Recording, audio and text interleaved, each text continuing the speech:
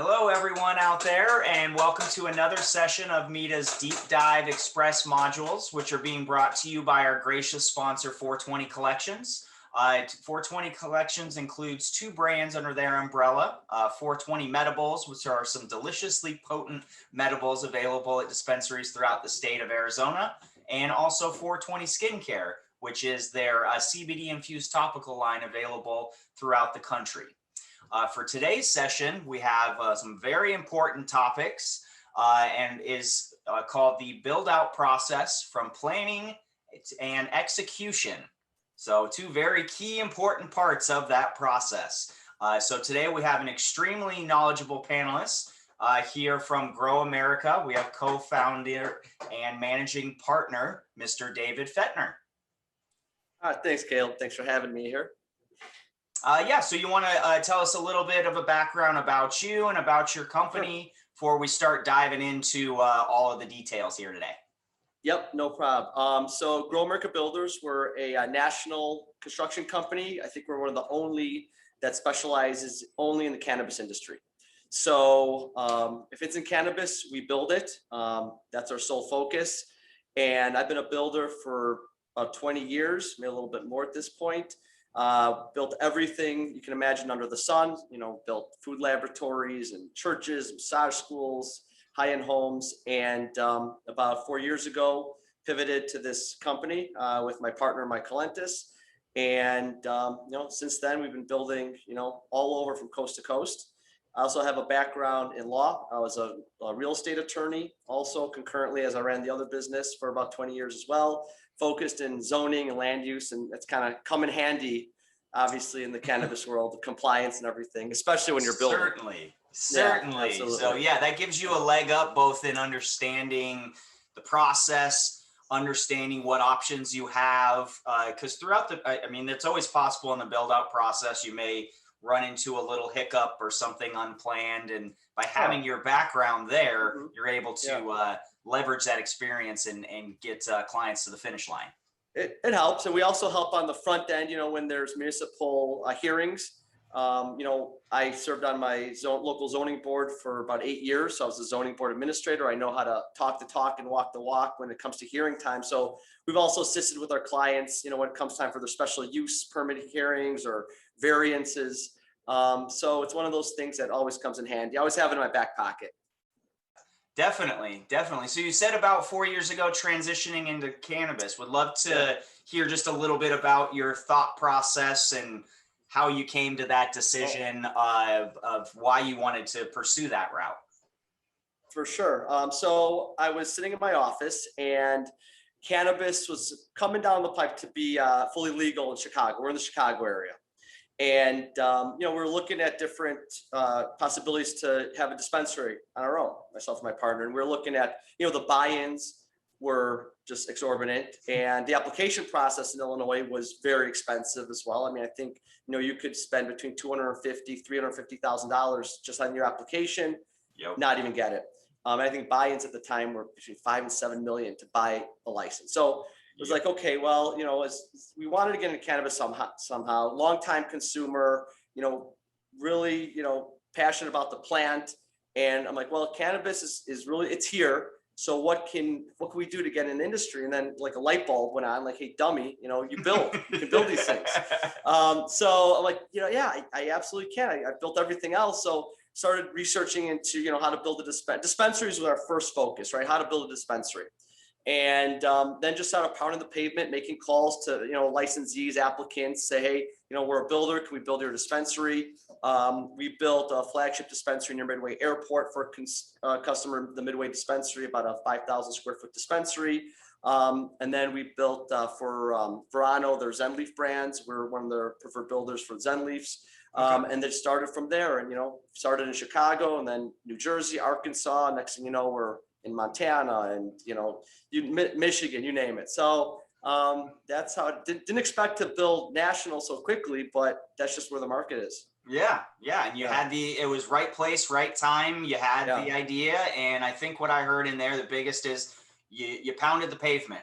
You saw the opportunity and you went for it and you had to persevere. And I'm sure that there were some challenges at the beginning of either people not understanding who you are or hesitant to work with a new company. What are some things that you were able to overcome some of those challenges? Absolutely. Well, there's a learning curve, just like in anything. So, I think the biggest thing that we sell ourselves on now is that we've gone through that learning curve, right? The first time we were building, we also didn't have the benefit of working with, a set of plans, right? That was a veteran in the cannabis industry also. So we're kind of both starting from square one. So there's a lot of learning curves on that first project. It ended up great, but I was able to look at some of the things. For instance, I don't think we had any ventilation in that vault when it came our way. And I was, the fact that I've done different food laboratories and whatnot, I'm like, well, I think we're going to want some ventilation. Just knowing cannabis and knowing bud and flower, like you don't want that to sit in a Chicago summer in the vault, when we have high humidity and everything. So, hey, let's try to get a split system in here, or a mini system, just things like that. And just using common sense to, by the fact of knowing cannabis and knowing how to build, we're able to get through some of that. The security system, obviously, it's a little bit different than when you're building a typical project. I think looking back on it now, when you look at a dispensary, it's a cross between like a bank, a pharmacy, and like a high-end retail facility, right? And you're kind of merging all these together. So you have to take a little bit of each part and put it in there. But got through the learning curve after the first, 1.5, and from there it's been smooth sailing. Nice.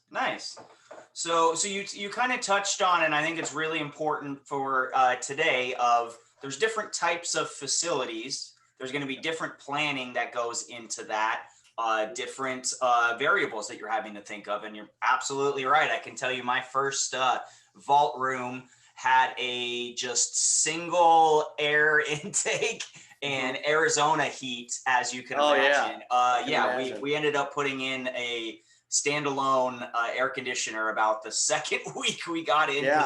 Those are the things that you just don't know if you don't know them. Exactly, right. You don't know what you don't know. Yeah, exactly. What are the main types of cannabis industry construction? So the main types that we build, that we've seen, is obviously dispensaries, right? Both medicinal and rec. Grow houses. So we build, indoor warehouse grow, and then obviously greenhouse. Those are the two main types. Outdoor is becoming more and more popular, and I think the consensus is an outdoor grow. There's an argument, and we don't claim to be experts, on it. We're not growers, but that the outdoor actual product is probably the best because you're using Mother Nature, right? But obviously, there's nothing to build when you're growing outdoor. So indoor warehouse tall fences, right? Exactly right. Some nice security towers and fences. But so indoor warehouse grow, greenhouse, and then consumption lounges, which is becoming again more and more popular, and extraction and processing. And that can range from a tiny little room, that's adjacent to your grow facility, or it can be a big processing center. So those are the main types: dispensaries, grow, extraction, processing, and consumption. Yep. And Arizona is unique in that the Arizona license gives the operator the ability to do all of those things. So it's really important for any of the aspiring social equity applicants of understanding that there's going to be a different process. There are different types of facilities, and knowing that you have the resources and the experts to lean on that know they've already tripped up on all of those things that you may trip up on. Exactly. Yep. So let's shift in and go into dispensaries. This is where you said you had gotten your start and helped you to learn quite a few things about that whole process. So what makes a dispensary build out so unique? You touched on it a bit of the combinations, but maybe elaborate on it for a little bit. Sure. So, a dispensary, you have the front of the house, which you want to have, the right aesthetic. And for some people, that's the sleek Apple Store type look. For other people, that could be more of a traditional, eclectic type of look, something that's more apothecary type facility. That's the front of the house, right? And then you get to the back of the house, you have a vault, and there's different ways of constructing the vault.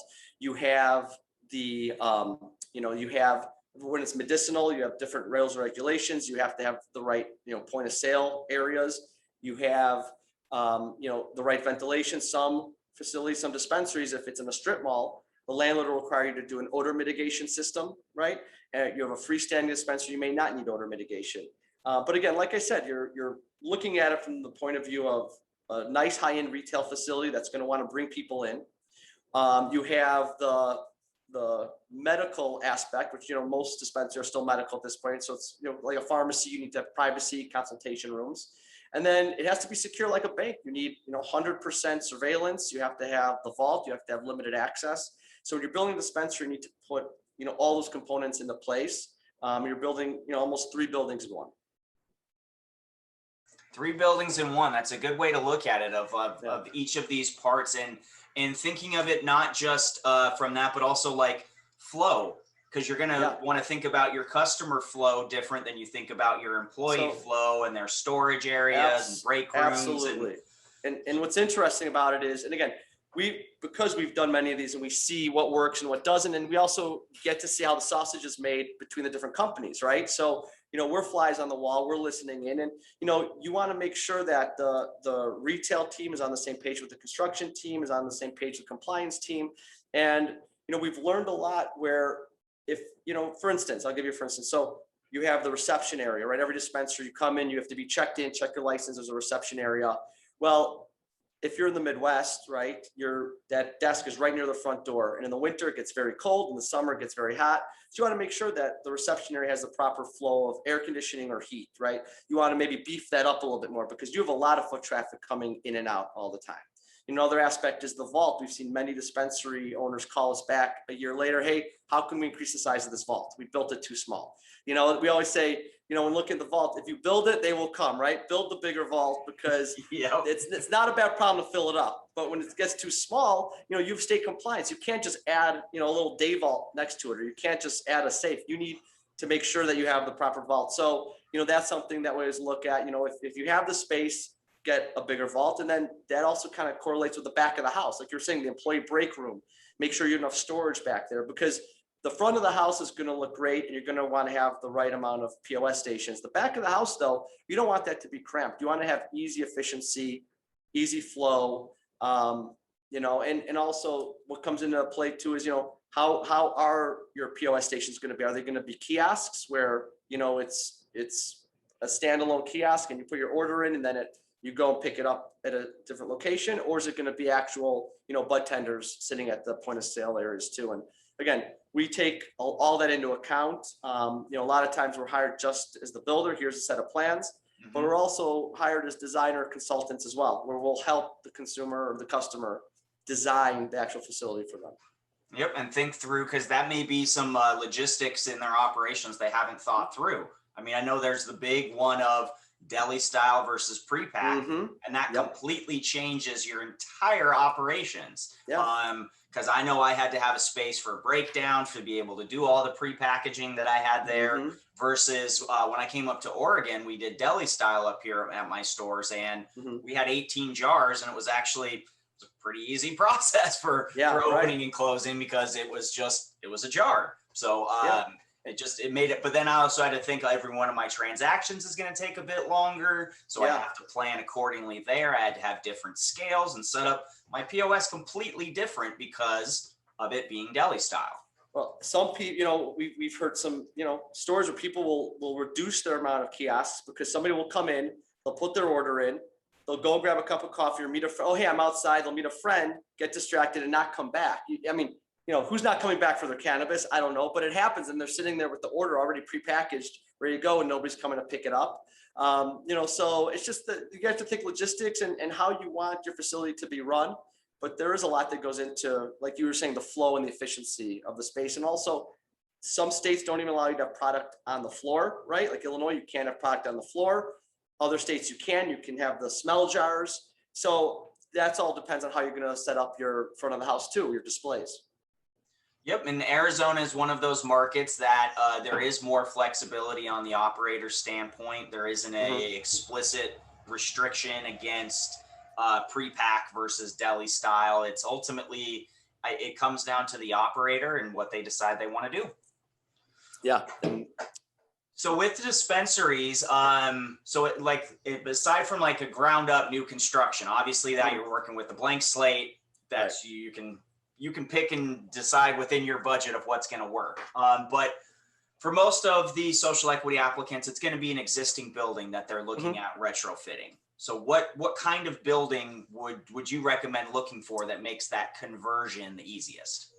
So most buildings are pretty easy to convert. We see a lot of restaurant conversions, old restaurants, a lot of old retail, old banks. Everybody's wanting to look for the old bank because they say, oh, well, it's got a vault in it already. But chances are where that existing vault is in the bank is not where you're going to want your vault, right? But we've done fair share of bank remodels, but they're also just, they lend themselves nicely to drive-through, right? Because you're doing a lot more drive-through right now. Yep. So, the banks, the layout of the banks are really nice. Some banks have a basement, right, that you can use for some of the back of the house.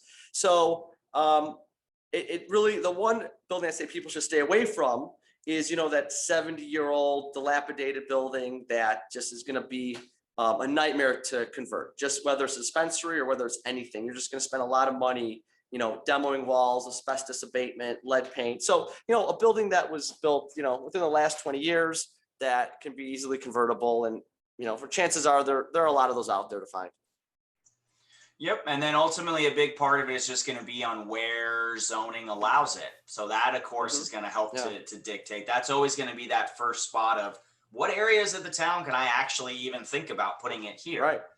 And I will say, just because it's allowed, that doesn't mean you'll be allowed, because we've also run into it where we've had, I won't say many projects, we've had projects where it meets all the zoning requirements.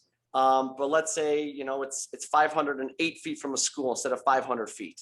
So you're in the requirements, you're legally allowed to be there, but you'll have an alderman who may step in, or a city council member say, hey, even though this is technically allowed, you're still a little too close. I want it somewhere else. So, just because it says it, I wouldn't say it's set in stone. Always check with the local councilman, your local alderman or whoever's in charge. Yep. And that ties into your experience of having been involved with that, of knowing it still is politics. I mean, we're still dealing with politics. Absolutely. and the viewpoints of the councilmen, the people that are in a position to be able to stop it. And also sometimes it's just public response. I mean, I've seen that where you get enough neighbors coming out and they'll prevent a spot from being able to open up. All it takes are one or two, and cannabis is such a hot button topic. You have your people that know that cannabis is, it's in my opinion, okay, it's the least harmful, out of anything. It's not something that I would care if it was next to my kid's school or in a residential neighborhood. I have no problem with cannabis. Obviously, that's me. I'm in the industry and I'm a consumer. But we've seen many situations where you'll have a school that's flanked by two bars, and the school board will still not want a dispensary within 600 feet of it.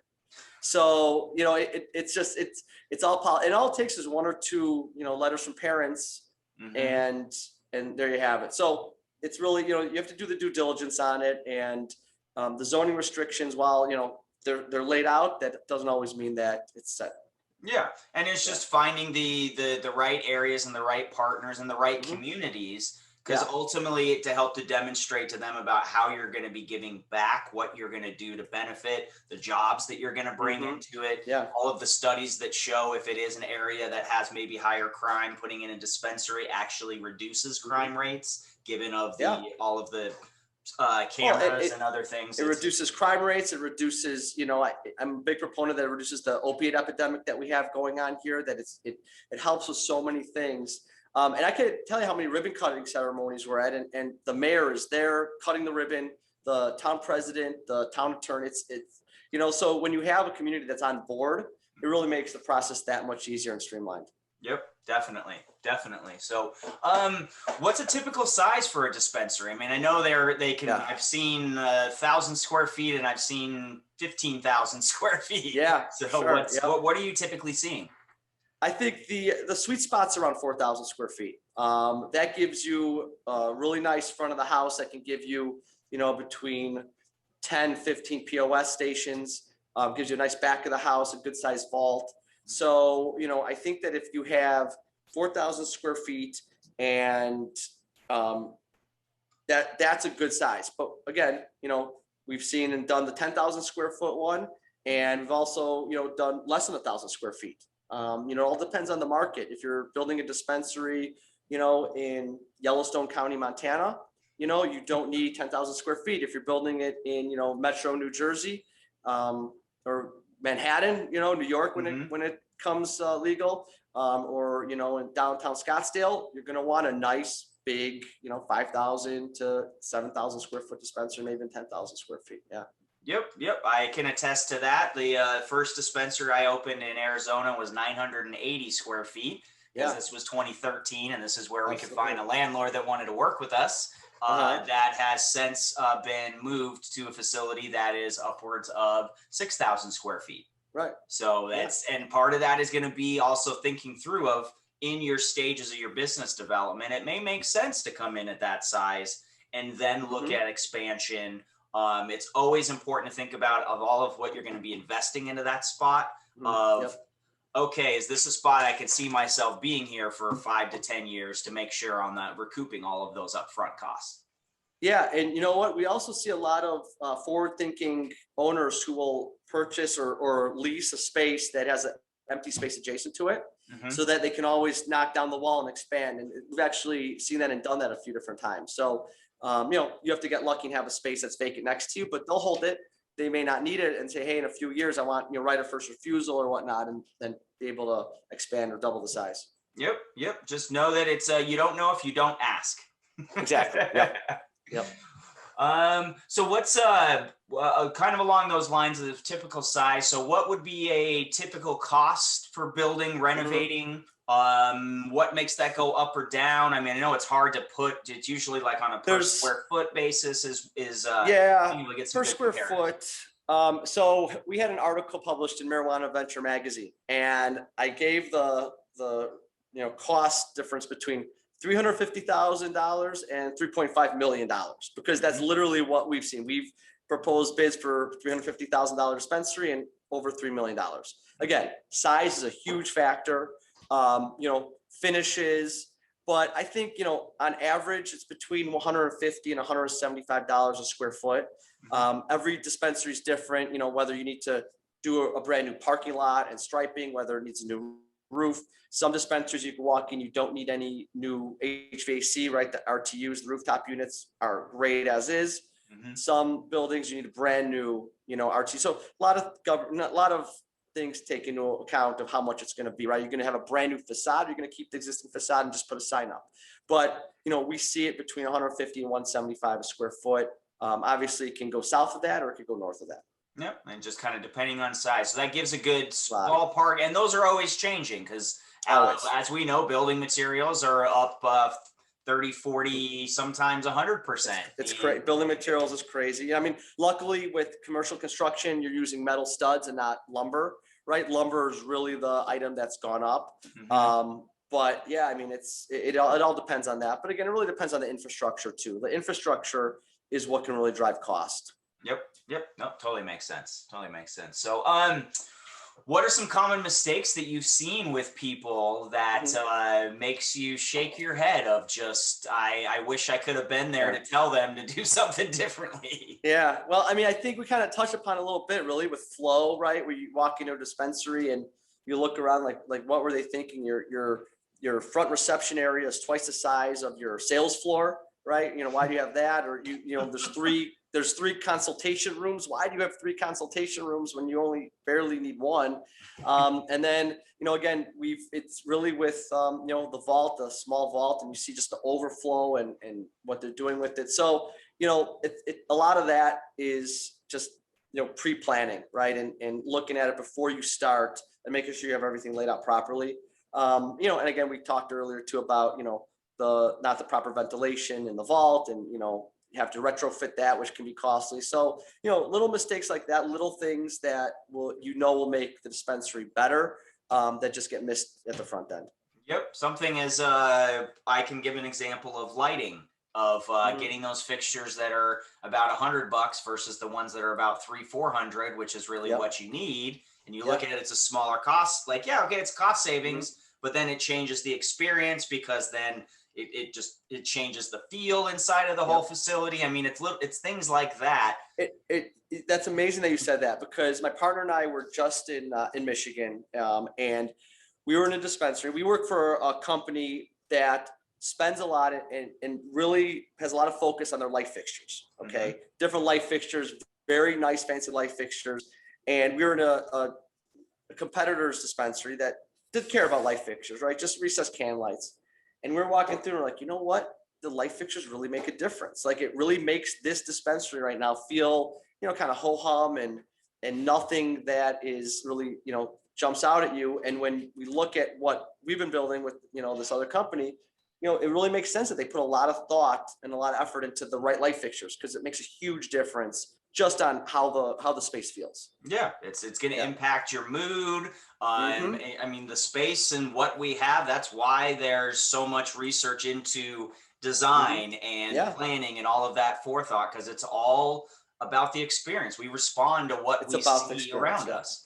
Yeah, there's colors. Color scheme. I mean, right. Something that is not a big cost difference, whether it's gonna be this color scheme or that, but it could go a long way. And we've had many conversations with people where they say you can have dispensary A, dispensary B, and they can sell the same product. But if dispensary B is a lot nicer aesthetic and feels a lot more high end, that they could sell their cannabis for a lot more because people walk in and it's that experience. They feel like they are, now I don't know if I agree with that 100%, as far as if that is actually right, but that happens, right? You can have a big, beautiful, shiny dispensary, like I said, downtown Scottsdale that sells the same product as, a dispensary, a few miles away that was built for a fraction of the cost. And again, a little bit more, not as high end. And people feel like, oh, well, I'm getting a better product in this nicer one that's more expensive. Yep. Nope. It's human psychology is a pretty funny thing, man, for sure. So let's go ahead and pivot into the next big type of construction, which is grow houses, which that encompasses a whole lot of different things. So what would you say is the best kind of structure to make a good grow house? So as far as like an indoor warehouse grow, I'd say, any type of older warehouse or pole barn, works fine. When we're evaluating a building for a grow house, we look at a few things right off the bat, right? We look to see what's the infrastructure like? What type of power is coming into the building? Because is it single phase electric or is it 3-phase? You really want / need 3-phase power to come into the building. That gives you, the ability to use LED lights. That gives you the ability to use 3-phase, lights. That gives you the ability to have a processing lab in there. So we'll look at a building. It could be a totally dilapidated old warehouse that has, busted out windows and a hole in the roof. But if it has the right water size coming in, and if it has good gas and it has 3-phase power, we're like, beautiful, because you can always replace windows, you can always fix the roof, but it's a lot harder to get, the power company to come in and bring in that 3-phase power. Chances are, if you are looking at a warehouse building, it probably already has 3-phase because that's common for industrial type construction. Where we come into challenges is where somebody wants to do a grow house and they're approved, right? They've zoning, but it's more in a residential neighborhood where you don't have the right power. You need to upgrade the water service. And it can be done, but that's just where it gets more costly because you're bringing all that infrastructure in. Yep. We had to do that at our first grow up in Northern AZ where we had to bring in another 600 amps. Okay. Yeah. So yeah, it was a huge process with APS. It was it was 6 months from application to actually being installed. And that's you're going through their engineers, right? They gave you a full engineering proposal, and there's a lot that goes into it, whether it's Arizona or Montana or Illinois, Michigan, you're still dealing with the local power company. It's not in my control. It's not in the owner's control. You're at the mercy of the local power company. But it gets done as long as you have enough time to do it. It gets done. But again, when we look to evaluate a building, we're looking to make sure it already has that infrastructure in it, because everything else, you're tearing everything down, all the walls, right? You're just starting with a clean slate. So you don't care what size this room is or what size that's all coming down. So it's really what infrastructure you need to upgrade to the building. Yep. Totally makes sense. So we already kind of covered that on your site evaluation. Are there any other things besides infrastructure that you really look for? Is it, do you think about like geographic location and other dispensaries and part of that logistics? No, not, for a grow house, for we've seen them where it's an overlay district where you may have, 10 grow houses within, 1 square mile or something like that, or Mhm. that's really not an issue. An issue is when we're looking at a facility, we'll also look at security, Mhm. like, how close is it to, a large condo or apartment building that's maybe overlooking it, where you have a lot of eyes looking to see the day-to-day operations. Mhm. We're also looking to see, as far as topographics, is it below grade where you can have a lot of water runoff and possible flooding, which could completely Okay. ruin the product? Or are you more, on a higher slope? Do you have good drainage? So that type of thing, other than infrastructure, that we'll take into account. Gotcha. Okay. Yeah. It's got to look at all of those other things around it, Yeah, not just the physical building, but right.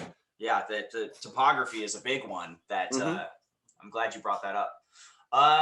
So for a grow house, what are some of the main items and equipment that they're going to need and plan for? Right. So when you're doing a grow house, and I'll preface this with saying that we always, always, always bring in the grower right off the bat, right? So we always say, okay, do you have a grower? If yes, let's get him on the team today. If not, we have a great grower who we bring into the projects, who we really love, because it's their baby, right? They're gonna direct what type of equipment, how they, because different growers have their different ways that they like to grow. Okay, and we are, again, we're no experts, but we will take direction from the grower, and we kind of step back, say, okay, how do you want to build this grow house? Let's do it together. We'll figure out the logistics of the construction of it, but you tell us what type of equipment, what type of lighting, right? So again, lighting, right? Light's huge. And so whether it's going to be LED or whether it's going to be the sodium lights, that's going to be a big cost differential. And it's going to be whether you have that 3-phase or single phase, right? Because Mhm. LED you can only use for the most part with 3-phase power, and it's a lot more expensive. I think it's $900 a light versus maybe $300 a light, right? So you have a big cost difference with that. So lighting, the fertigation system, right? The reverse osmosis water system to make sure you're getting rid of the heavy metals, dehumidification, climate control, which is huge, and then odor mitigation. So you have a lot of equipment when you're building a grow house. It's really two separate parts. It's the equipment, like I mentioned, and then the actual building of it. Building of a grow house, that's not that expensive. You're building, again, walls, you're framing, you're drywalling. There's going to be little components here and there, right? Got to make sure it's secure, right? Are you going to want to kind of vault in? You obviously need a vault anyways, but are you going to want to vault in the canopy area or just leave it as is, right? So those are some things that go in consideration of the construction, but then you're bringing in the equipment, and you can't really do A without B, because you need to know what size all the equipment is, right? How big is that RO system that you need? Yeah, where's Right? it going to go in that room? Where's it going to go, right? I mean, where are we going to put, how's the table setup going to be, right? For all the tables. If we're doing lighting, how many lights per room? So things like that. So the equipment really goes hand in hand with the construction. And I think I hit on the major, equipment items on there.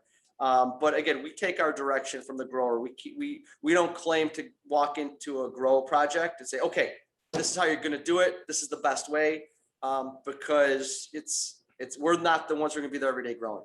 Yeah, yeah, and it's a collaborative effort of you know Team. what to do Yep. once they've communicated what Yep. type of room and I need this type of room. Okay, so you're gonna Mm-hmm. need this many Exactly. struts, you're gonna need to think about Yep. each. You go down your five, Yeah. six things that I could see you just doing in your head right Yeah. now. And the other thing is geographic, right? So when we very first started this business, we were making calls, and we were just talking to a guy who just had a grow house in Michigan, and he said he lost like this whole first harvest because he had hired an engineer who was from California, who didn't know about Michigan's high humidity and didn't know how to engineer our Midwest, right, Yeah. weather. And then the light bulb went on. From now on, when we work in that geographical area, we're only going to find an MEP engineer who is from that geographical area, right? So when we're Yep. building Out in Montana, we're going to find an engineer who's local, right? Colorado, Montana, Idaho, that area. When we're going in the Midwest, we'll find a local, engineer from Chicago, Detroit. Same thing for the Northeast. So I think it's important that the engineering of it is somebody who's local, so they have an understanding of the local climate. Yep. And that's very, very important in Arizona with that very low humidity and high heat. Yeah. You still need dehumidifiers. There are some instances where you need humidifiers in order to get it, which is unique to That is Arizona. unique. Yeah, Most places you don't really even have to mess with that. Right. Yeah. So that is important things to think about. So that leads me to the next question about what are some pitfalls? Like, what are some things, particularly with grow houses, that you've seen, you've had to clean up for clients, kind of along those lines? Well, like I just said, I think that, the number one thing is the climate control, right? The right climate control with the dehumidification or humidification system. That's huge. That's something that's just, I think, the number one killer of our product is the right engineering. Yep. Other than that, it's, again, we've seen it where that you don't think about it, but you need that vault, because when you have all the product, you have to put it, get it into the vault. If you have too small a vault, you have a bigger harvest. Now, what are you going to do with all the, the overage? Also, it's just like any other project with the support rooms, right? A lot of design goes into the canopy, right? The grow canopy, but you also have those support rooms that have to have the right flow and efficiency. That's something that we also see. Oh, well, we don't need as big of a mother room, or, we just can use this little closet, for the hazards. But when you get in the reality of it, in the day to day, you're going to want to make sure that those are all properly sized. Same thing with like a locker room, right? For the employees working there, so break room, locker room, those types of things that you with the dispensary, you put so much effort and design into the sales floor. And not always think about back of the house. And the same thing goes with the grows. You're putting a lot of thought and design into the canopy, but you're not really thinking about the support rooms. Yep. Where are you going to dry it? Where are you going to store it? And especially if you're dealing in upwards of 10,000, 15,000 square feet of canopy, you need to have 1,000 square feet just for storage. easily. And also, distribution and security. Right. Like, where are you bringing the deliveries in? Where are you coming out of? There's a lot that goes into it. And also, expansion. So when we're looking at a grow facility, we're always looking at, okay, if you want, can you expand? Do you have enough area to expand out? If you want, can you build a greenhouse on this property? Right. Does the zoning allow that? So that's another thing. You don't want to put all this time and effort and money into a nice grow house, and maybe want to expand in a few years and not have that ability, and then have to start all the way from scratch, across town with a different building. Yep. Definitely important to plan for the future while staying within budget, but anticipating that you have to go into it with that mindset of, I'm going to grow, I'm going to expand, like my business is going to take off. You have to have that mindset going into it. Otherwise, you're just spinning your wheels. Right. Or you'll spend more money down the line too. Yep, definitely. So what does a typical grow house construction cost? And at least in comparative to what we were talking about on the dispensary side? Yeah, so a grow house, and I'm going to give you numbers that pretty much encompass everything, right? Soup to nuts, right? So the construction, the equipment, tables, lighting, the whole thing. On the low end, we usually see around $300 a foot. And then it could get up to almost $400 a foot. And again, at $400 a foot, you're talking about LED lighting, top of line fertigation system, great RO system. At $300 a foot, it's bare bones. You can still grow an awesome product, okay? But you're using fluorescent lighting, right? You're using, just the lower end equipment, but you can still get it done. Again, that includes everything. That's turnkey. You're out of there, and good luck on the harvest. So that's really what we see. We've had people call, say, "Oh, I was quoted $75 a square foot for this grow," and I don't see how. With the cost of equipment and lighting, everything, I don't see it.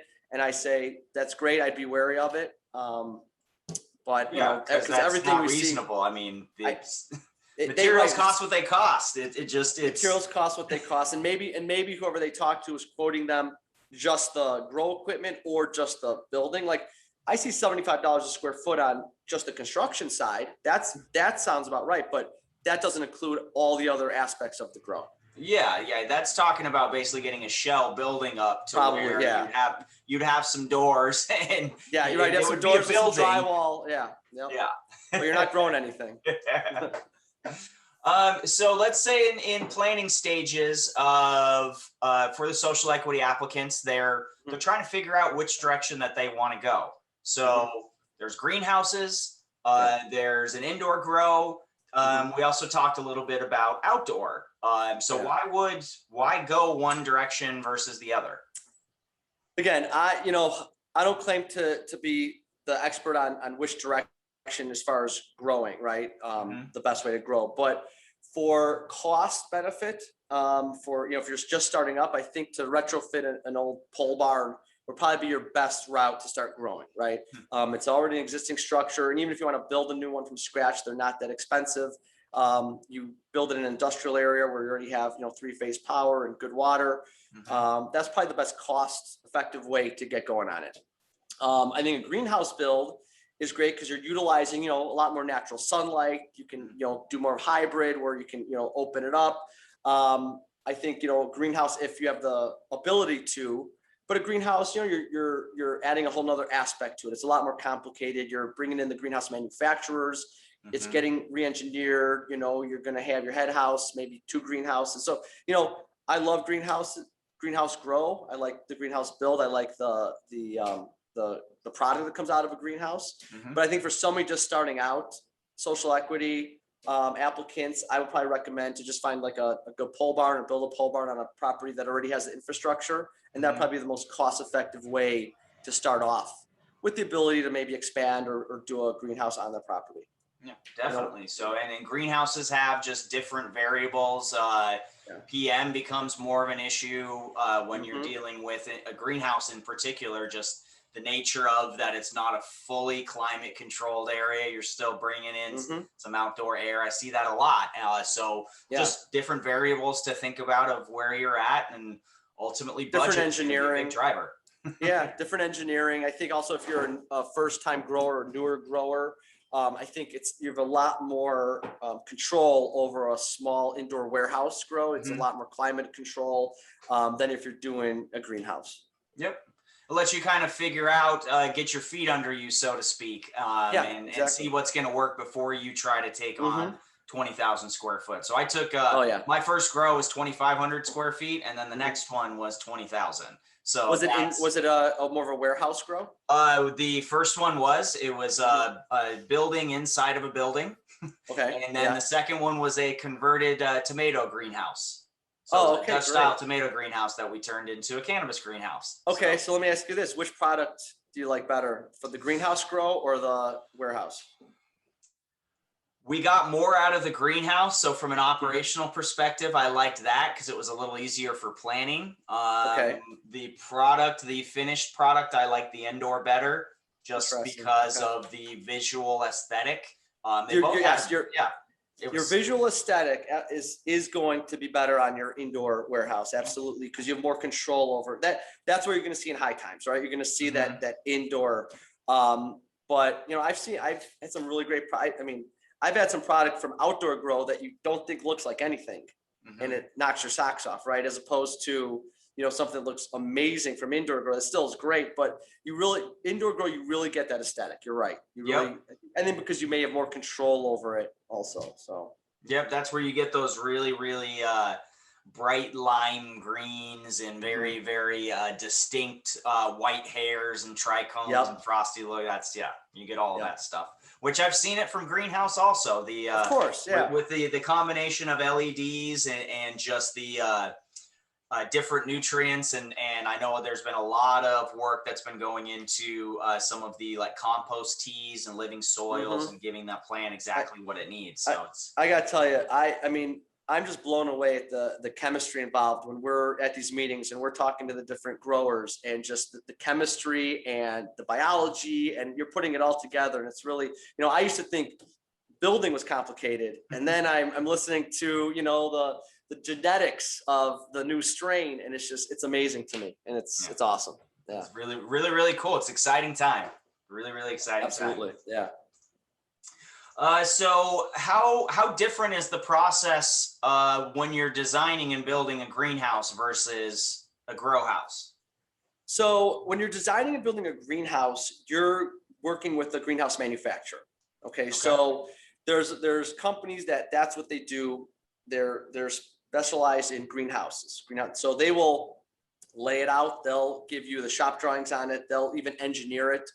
They'll set up the automation system, kick it back to us and or the architect, right? So we'll look at it from the perspective of, the slab and what type of final connections for HVAC, electric. The architect will look at it to make sure everything meets local codes, usually stamp it because the greenhouse manufacturers usually don't have, a local engineer. They'll engineer it, but they can't stamp it for submittal for permits. Yeah. So there's just an extra party involved in it. And when you're designing indoor grow, it's usually a one-stop shop. You have either the architect that's already been hired, or it's one of our internal architects who will design it, goes to final approval to the owner. Hey, do you like this layout? Or we could send it to the grower. How's this canopy? Is everything laid out the way you want it? And then it's good to go. So greenhouse just adds one more layer of consultation, if you want to say. But again, the way we work is with the team anyway. So we're all in the Zoom meetings together. Everybody's putting in their 2 cents. But it's just one more step is all it is. Gotcha. Yeah. Okay. Okay, so let's shift over. I want to talk a bit about some of the extraction processing as we get to, we got about 10 minutes or so here left in our session today. So that's a big piece, and especially what's happening in Arizona with the new manufacturing only labs. So when would somebody want to build those? I mean, obviously they now have that option versus attaching it to a cultivation. Like when would you recommend, based on where the customer is in their development process? So if the customer has a license for processing, I would recommend putting it into the plan right from the beginning. Make sure you have it on the plan. Whether you finish it up is a different story, because the cost of an extraction lab, it's costly. But at the very least, what we do is, if you have a license for extraction, you want to make sure that we have a place for it on the layout, and that we stub everything in so it's ready, right? You don't need to maybe purchase all the equipment, because there's a lot of equipment that goes into it. There's a lot of power, there's a lot of gas, there's a lot of electricity, but we can stub everything in, right? So that what that means is you're bringing it all to the room, but you're not bringing in the oven, right? You're not bringing in the compressor. You're not actually bringing in that equipment, and you're not finishing it off. You're just bringing it in so that when you do want to do it, maybe 6 months from now, a year from now, 2 years from now, it's plug and play, okay? But you want to make sure that you have that ready to go, because it is very technical. And if you don't have it ready, and 2 years from now say, hey, we do have this license, let's build it, you're going to look around like, how the heck are we going to get this done now? It's almost impossible. So we always recommend, at the very least, stubbing in for it and prepping the room. But if you can build it from the beginning, from what we understand and from what we hear from all our clients, that's a phenomenal way to really start off and bring revenue in and generate revenue, because that's a big revenue generator for, especially a startup company. You can start processing. You can start making money right away, maybe use it to fund this expansion or do this or do that. So I think if you can do it, do it. I know your next question is probably going to be, well, how much is an extraction lab or processing? So that's harder per square foot. What I will say is there's a huge differential in equipment. So for a typical extraction lab, it could run you between $250,000 and $500,000 for the same size lab, right? Maybe like a 10 by 20 or 10 by 15 lab.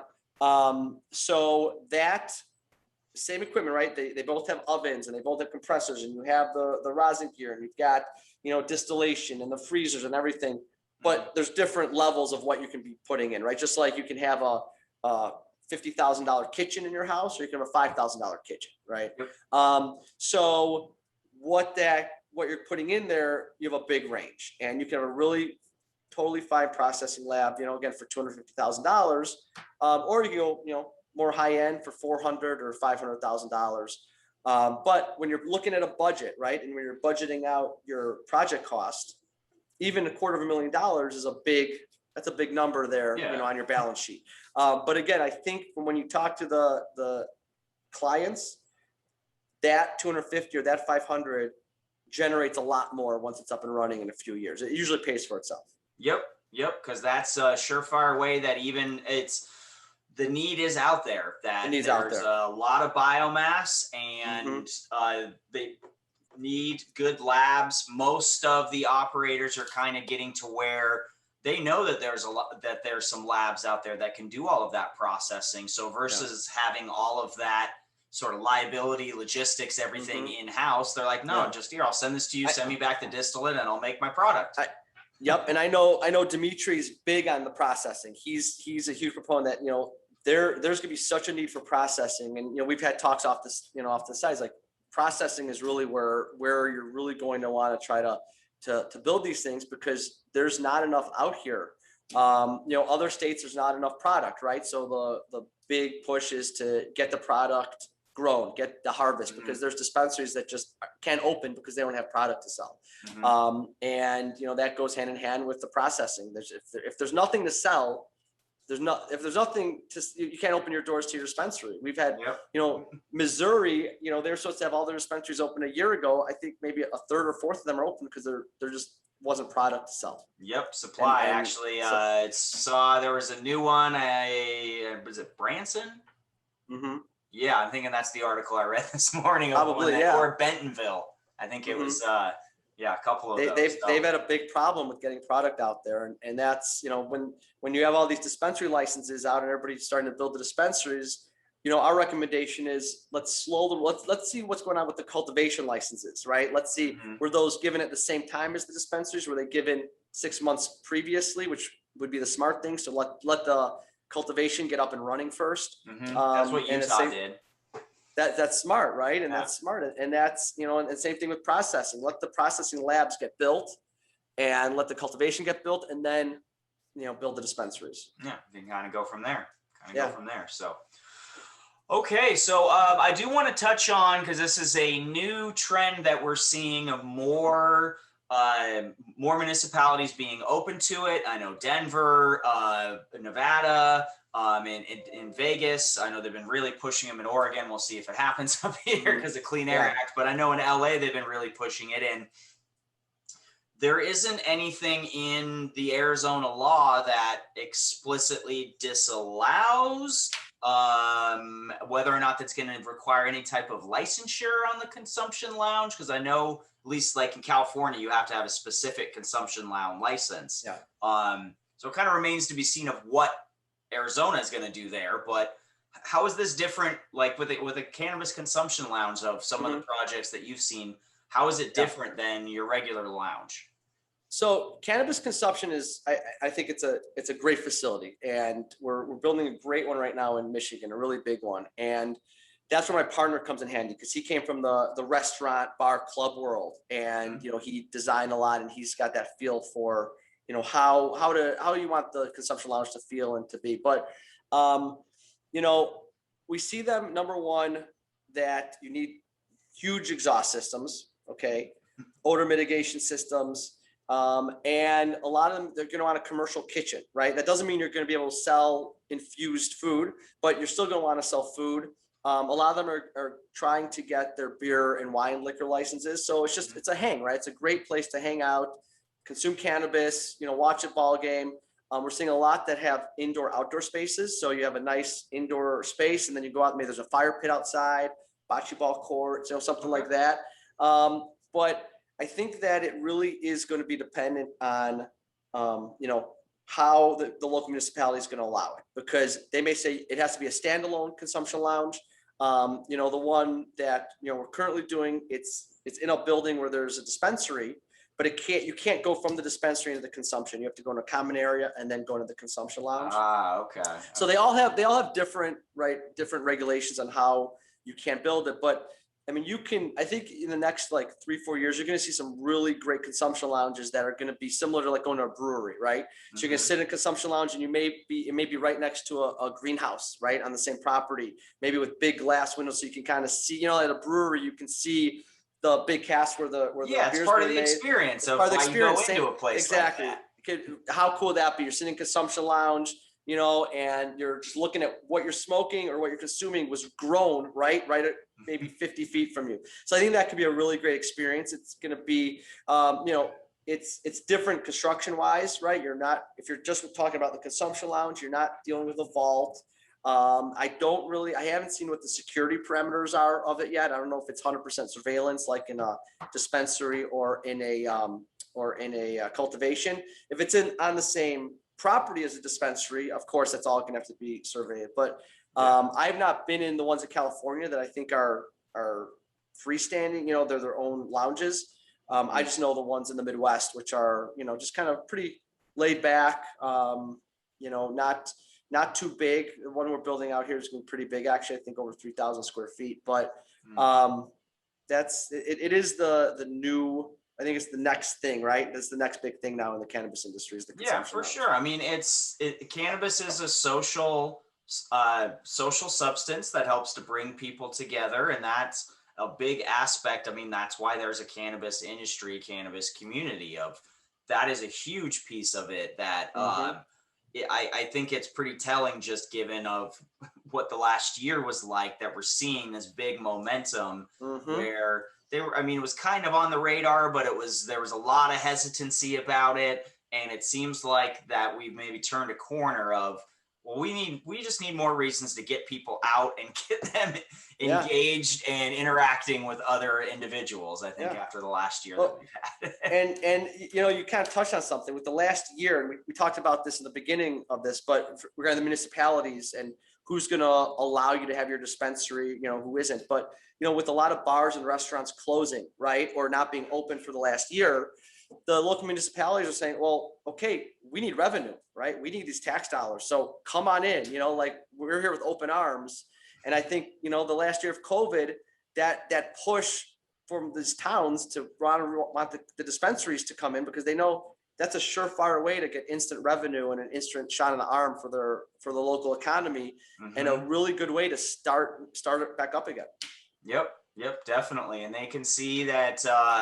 I think the biggest aha moment for me was actually about May, June of last year, where there was a representative from Oregon's government stating that cannabis was one of the few actually, no, not one of the few. It was the only industry that tax revenues were increasing, and they were helping to pick up the slack from all of the other industries that had either been shut down or just were not seeing the levels. So don't doubt it at all. It's pretty cool. It's pretty cool to see. It's very cool. It is. It's great. So I want to finish up just to kind of for some of the aspiring social equity applicants. Somebody comes to you after they get their license. This is in December timeframe, and they come and they say, David, what do I do now? What? Yep. So a couple of things for social equity applicants specifically.